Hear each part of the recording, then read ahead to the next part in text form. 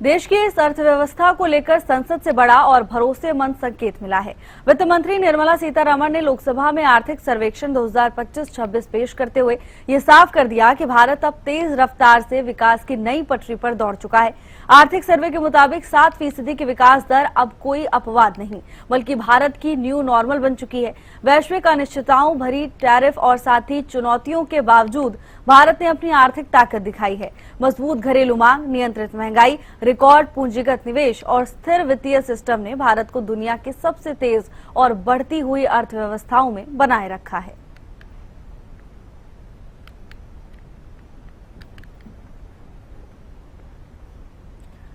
अपराजिता श्री हमारे साथ जुड़ चुकी हैं तमाम जानकारी के साथ। अपराजिता, आज वित्त मंत्री ने आर्थिक सर्वेक्षण पेश किया और देश के बीते दिनों जो कुछ भी उपलब्धियां रही उनके बारे में विस्तार से बताया, क्या कुछ जानकारी है?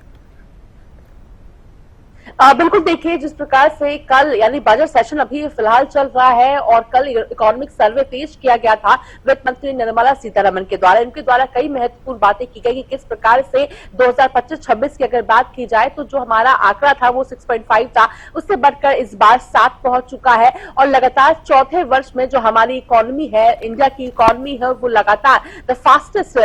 बढ़ती इकोनॉमी बन चुकी है। इन चीजों को लेकर के निर्मला सीतारमण वित्त मंत्री के द्वारा कहा गया। वहीं इसके अलावा एम्प्लॉयमेंट को लेकर भी बातचीत की गई, हेल्थ के बारे में बताया गया, इसके अलावा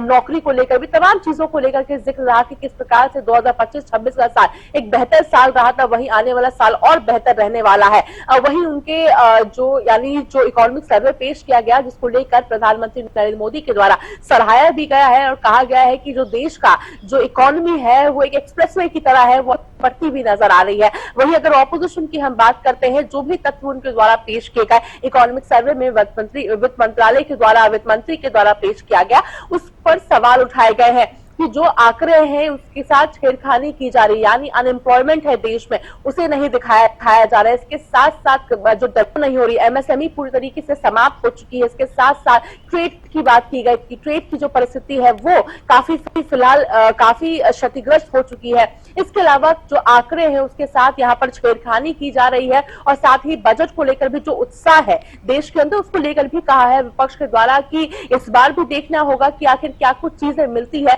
क्योंकि निराश कर देने वाला बजट अभी से पहले जिस प्रकार से देश के नाम 2014 से लेकर अब तक मिलता हुआ नजर आया है। इसके अलावा अगर बात की जाए तो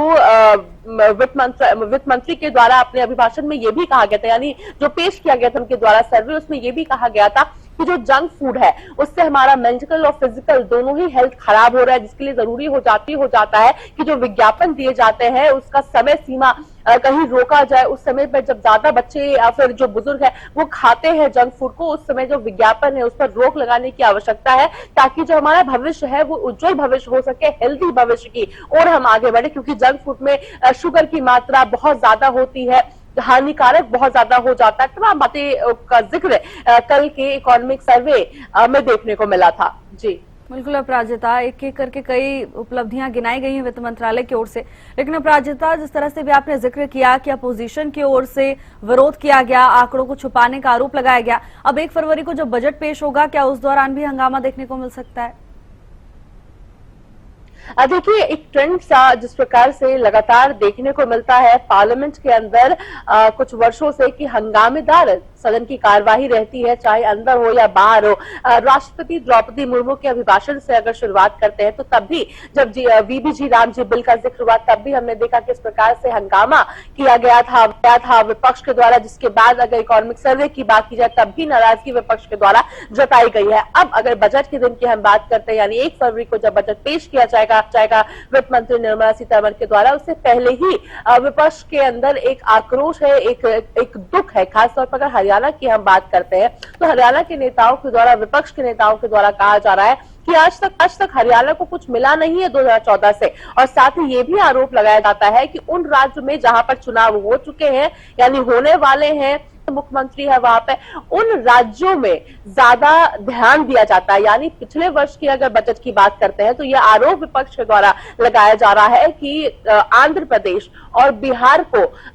सबसे ज्यादा बजट में उन्हें हिस्सा मिला या यूं कहा जाए तो पूरा बजट उनके ऊपर ही उड़ेल दिया गया, ये भी विपक्ष के द्वारा आरोप लगाया जा रहा है। इसके साथ साथ अगर कहा जाए इस वर्ष को लेकर भी कहा जा रहा है कि कई राज्यों में चुनाव होने वाला है, जो खासा ध्यान है वो उन राज्यों पर इस सरकार की रहने वाली है, वहीं अन्य राज्यों पर ध्यान सरकार नहीं देती हुई नजर आएगी। तो अभी से ही नाराजगी ऑपोजिशन के अंदर देखने को मिल रही है। हालांकि उम्मीद भी है कि संभव है कि जब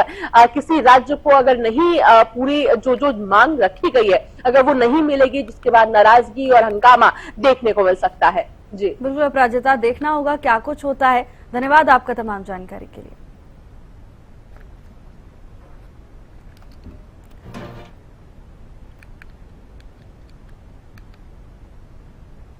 वित्त मंत्री निर्मला सीतारमण ने आर्थिक सर्वेक्षण पेश किया।